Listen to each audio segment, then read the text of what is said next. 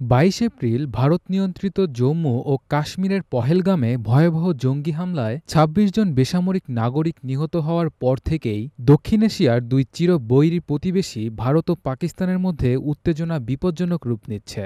ক্ষেপণাস্ত্র, drone, cyber হামলা এবং তথ্যযুদ্ধ সব অস্ত্রই যেন ময়দানে। দ্রুত একটি পূর্ণাঙ্গ যুদ্ধের দিকে এগিয়ে যাচ্ছে দুই পারমাণবিক শক্তিধর রাষ্ট্র, যার পরিণতি হতে পারে বিশ্বের ইতিহাসে এক ভয়ঙ্কর অধ্যায়। গত ৩ দিনে ভারত ও পাকিস্তান দুই দেশ একে অপরের ভূখণ্ডে বিস্তৃত এলাকায় হামলা চালানোর দাবি করেছে। পাকিস্তান তাদের সামরিক অভিযানের নাম দিয়েছে অপারেশন বুনিয়ান আন মারসোস, যা অনুপ্রাণিত একটি কোরআনীয় আয়াত থেকে। পাকিস্তানের সেনাবাহিনীর দাবি, ভারতের অপারেশন সিঁদুর এর পাল্টা হিসেবেই তারা এই অভিযান শুরু করেছে, যাতে ভারতের বিদ্যুৎ পরিকাঠামো, আকাশ প্রতিরক্ষা ঘাঁটি ও সামরিক প্রশিক্ষণ কেন্দ্রকে লক্ষ্যবস্তু করা হয়েছে। আন্তর্জাতিক নিরাপত্তা বিশ্লেষক মাইকেল কুগেলম্যান আল জাজিরাকে দেয়া এক সাক্ষাৎকারে বলেন, ভারত ও পাকিস্তান এখনও আনুষ্ঠানিকভাবে যুদ্ধ ঘোষণা করেনি, তবে বাস্তবে তারা যুদ্ধাবস্থায় রয়েছে। তিনি আরও বলেন, আগের ভারত পাকিস্তানের সংঘাতের তুলনায় এবার পরিস্থিতি অনেক বেশি বিপজ্জনক। ভুল তথ্য, সামাজিক মাধ্যমে অপপ্রচার এবং রাজনৈতিক উত্তেজনা মিলে যুদ্ধের ধোঁয়াশা আরও গভীর হচ্ছে। বিশেষজ্ঞরা সতর্ক করছেন, বলছেন এটি হতে পারে বিশ্বের ইতিহাসে প্রথম দুটি পারমাণবিক শক্তিধর দেশের মধ্যে পূর্ণাঙ্গ যুদ্ধ।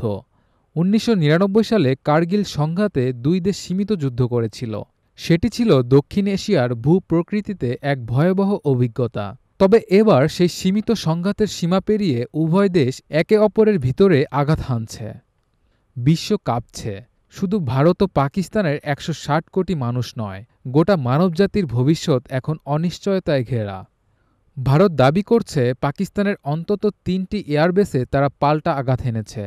অন্যদিকে পাকিস্তানের দাবি, তারা ভারতের আকাশ প্রতিরক্ষা ব্যবস্থা ও সামরিক ঘাঁটিতে আঘাত হেনেছে এবং সাইবার হামলার মাধ্যমে ভারতের বিদ্যুৎ ব্যবস্থাকে বিপর্যস্ত করেছে।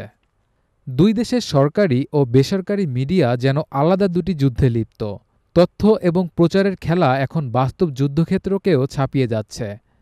জি7, যুক্তরাষ্ট্র, সৌদি আরব সহ অনেক রাষ্ট্র ইতোমধ্যেই দুই দেশকে সংযম প্রদর্শন করার আহ্বান জানিয়েছে, কিন্তু দুই দেশই আপাতত নিজের অবস্থান থেকে একচুল নড়ছে না। বিশেষজ্ঞদের মতে, উভয় পক্ষ যদি অবিলম্বে কূটনৈতিকভাবে সমঝোতায় না আসে, তাহলে এই সংঘাত ছড়িয়ে পড়তে পারে আরও বিস্তৃত অঞ্চলে এবং পরিণত হতে পারে তৃতীয় বিশ্বযুদ্ধের পূর্বাভাসে।